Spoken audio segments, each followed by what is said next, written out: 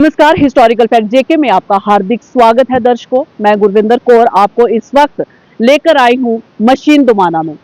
मैं आपको बता रही हूं कि यहाँ पे एक बहुत ही गरमाया हुआ मसला है और जो रात को आपने हिस्टोरिकल फैक्ट जेके में आपने तस्वीरें देखी और रात का इतना सर्दी का कहर मच रहा है और यहाँ पे पवन सलाथिया जी जो सरपंच हैं और वो यहाँ पर भूख हड़ताल पर बैठे हुए हैं और कंटिन्यू इस सर्दी के मौसम में देखिए पूरा समाज, पूरे बिरादरी जो है, पूरे इनके सपोर्टर्स जो हैं, महिलाएं, पुरुष जो हैं, वो इस वक्त भी और रात के समय में भी और कल भी, मतलब जब से इन्होंने भूख हड़ताल स्टार्ट की है, ये लोग इनके साथ शाना बेशाना बैठे हुए हैं। आप बताइए कि हिस्टोरिकल फैक्ट जेके में आप जाइए और हमारी रात की जो इनके लाइव जो न्यूज है, खबर है, वो आप देखिए। उसमें कई कमेंट्स ऐसे आए हुए हैं। सबसे पहला कमेंट्स जो है मैं आपको बताऊंगी, एक बहुत वायरल जो बार बार हर शख्स जो है उस फोटोग्राफ्स को कमेंट्स में सेंड कर रहा है।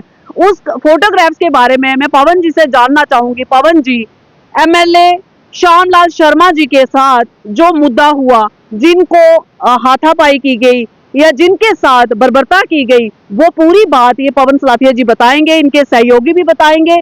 और आपको एक चीज बता दूं, जो फोटो जो मैं पिक की बात कर रही हूं, जो फोटो जो वायरल हो रही है, जो फोटो कमेंट्स में लोग सेंड कर रहे हैं, जो भी नुमाइंदे जो भी कमेंट्स कर रहे हैं, हम उनके बारे में नहीं बोलेंगे क्योंकि जैसे इनके सपोर्टर्स हैं वैसे श्यामलाल जी के भी सपोर्टर्स हैं। वो फोटो सेंड कर रहे हैं, लेकिन उस फोटो का सच क्या है, जो अजय सडोत्रा सर के साथ पवन सलाथिया जी की पिक्चर है, उसके बारे में कई कमेंट्स और कई बातें कही गई है। उसके बारे में मैं ज्यादा विस्तार में ना जाते हुए इनसे ही बातें करूंगी और इनसे ही सवालात करके इनसे ही जवाब जो है वो आप पब्लिक को जो डाउट है कुछ भी, तो वो आप अपने कमेंट्स में भी हमें पूछ सकते हैं। तो पवन सलाथिया जी, सबसे पहले आपका हिस्टोरिकल फैक्ट जेके में बहुत बहुत स्वागत है।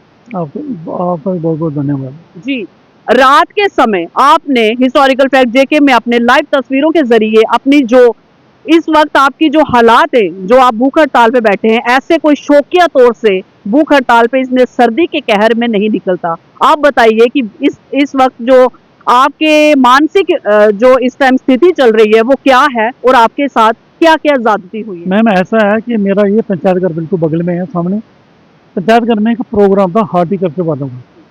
उन्होंने संपर्क किया था मेरे को 8 तारीख 10 को प्रोग्राम था। उन्होंने बोला पंचायत घर की चेयर वगैरह चाहिए और पंचायत घर हमने इस्तेमाल करना। मैंने बोला कोई बात नहीं, प्रोग्राम है, गवर्नमेंट के प्रोग्राम है तो कीजिए, आपने भी आना और पब्लिक को भी लाना है। मैंने बोला कोई बात नहीं। जब प्रोग्राम शुरू हुआ 10 तारीख को तो मैं आया, पब्लिक भी आई थी साथ में। तो ठंड का मौसम था, कम ही लोग निकले थे। ज़्यादातर इसमें 10-12 डिपार्टमेंट थे और साथ में बीजेपी के ज़्यादातर वर्कर थे बीजेपी के। उसमें ज़्यादातर कोई कोट पलवाल से था, कोई कोट से था, कोई बरनाई से था, कोई मुट्ठी से था, कोई मिश्री वाला से था। ऐसे करके लोग इकट्ठे कर रखे थे श्यामलाल जी ने। तो जहाँ पे प्रोग्राम चला, प्रोग्राम बड़ा फर्स्ट क्लास चल रहा था, बहुत बढ़िया तरीके से। पहले तो एक डॉक्टर थे वेटरनरी के, दुमाना में लगे हुए हैं, मुलाजिम है, हो सकता नहीं बोल पाए बेचारे वो। उनको बुखार था, फीवर था काफ़ी ज़्यादा। वो कहीं लोगों के बीच में बैठे हुए थे, तो मेरे ख्याल टांग के ऊपर टांग चढ़ाई हुई थी। तो जब आदमी चेयर के ऊपर बैठता है तो टांग ऊपर नीचे तो होती ही है, उसमें क्या दिक्कत है। उसको श्यामलाल जी ने गाली गलौज किया, तो तुझे तरीका नहीं है बैठने का, तुझे डिसिप्लिन का पता नहीं है। सही है कि आर्मी को ट्रेनिंग थोड़ी कर रही है कि डिसिप्लिन का पता नहीं है उसको गाली गलौज किया और उसको बाहर निकाल दिया। वो बेचारा गेट के बाहर आ गया, बाहर से चुपचाप करके वो चला गया। उसके बाद में प्रोग्राम चलता रहा। आई बारी, श्यामलाल जी स्पीच भी कर रहे थे, उस समय की बात है।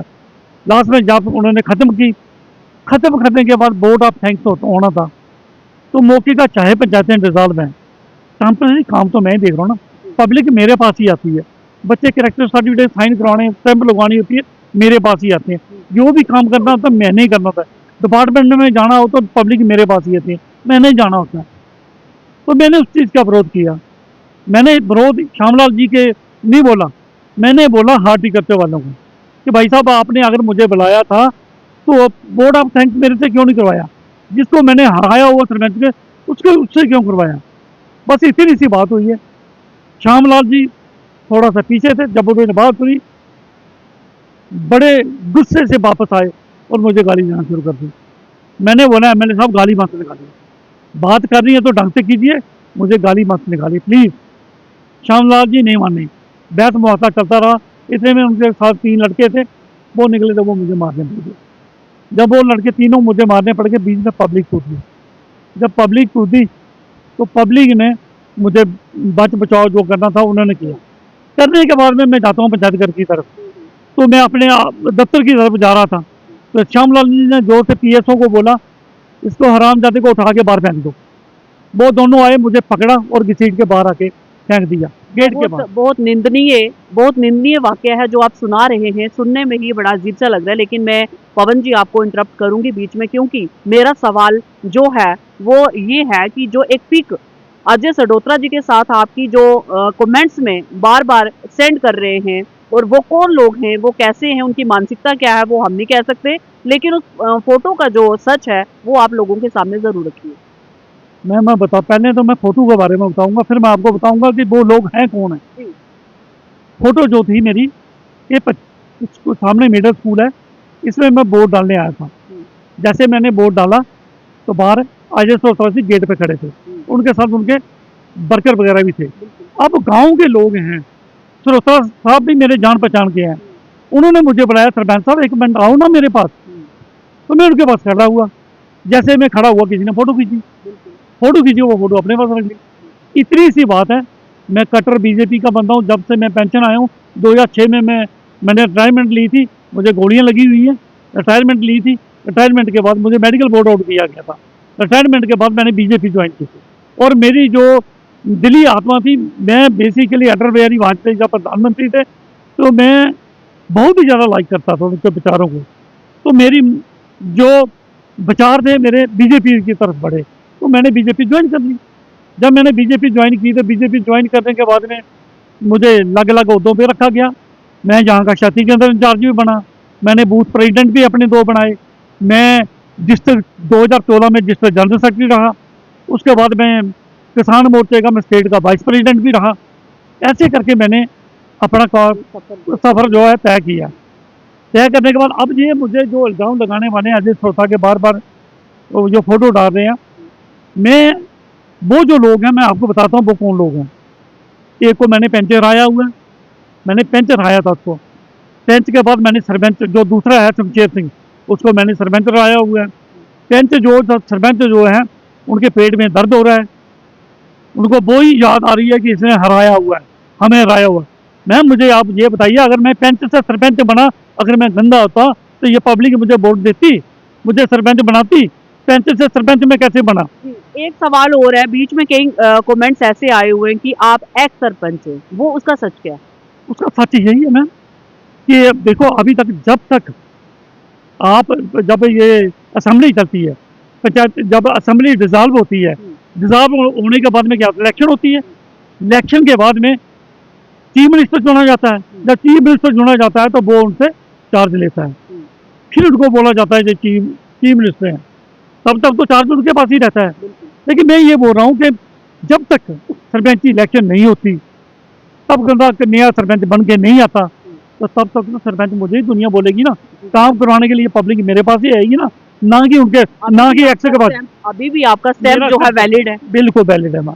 तो फिर आप एक्स सरपंच कैसे हुए? कि जो आप लोग कमेंट्स कर रहे हैं, पहले आप सुनिए कि यहाँ पे पवन तलाथिया जी खुद मौजूद है और मैं उनसे बात कर रही हूँ, और उनकी स्टेटमेंट आप सुनिए, और आप ये बार बार ऐसे पिक आप सेंड कर रहे हो कमेंट्स में। आप सपोर्ट नहीं कर सकते हो सच का, आप सपोर्ट नहीं कर सकते हो, तो फिर ऐसी बातें मत फैलाइए, क्योंकि आप बरगलाने का काम कर सकते हो, सच को छुपा नहीं सकते हो। मैम एक चीज़ मैं और को बता देता हूँ, अगर मैं एक्स हूँ, मुझे अधिकार नहीं है बात करने का। मैं श्यामलाल जी से पूछना चाहता हूँ, जब आप एक्स मंत्री थे, एक्स मंत्री होते हुए आप स्टेप कैसे लाते थे? एक्स मिनिस्टर की स्टैंप लगा के लोगों को डीओ देके भेजते थे। वीडियो ब्लॉग में KDO, ACD ऑफिस में KDO है, DC दफ्तर में KDO, निकाल के देखो आपको मिलेंगे। अगर आप स्टैंप लगा सकते हो, एक्स का यूज कर सकते हो आप, तो मैं तो अभी तक सरपंच ही हूँ।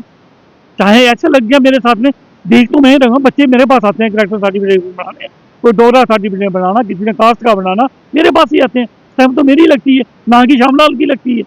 वो स्टैंप लोग तो मेरे पास ही आते हैं ना, तो मैं ही लगाता हूँ। और यहाँ पे एक बहुत बड़ी बात है, चाहे आप सरपंच हो, चाहे आप एक्स सरपंच हो, वो तो आपने क्लियर कर दिया कि अभी आप सरपंच हो, लेकिन किसी भी सिविल बंदे के साथ, कोई भी आम आदमी भी हो, उसके साथ भी कोई ऐसी बर्बरता कर सकता है क्या?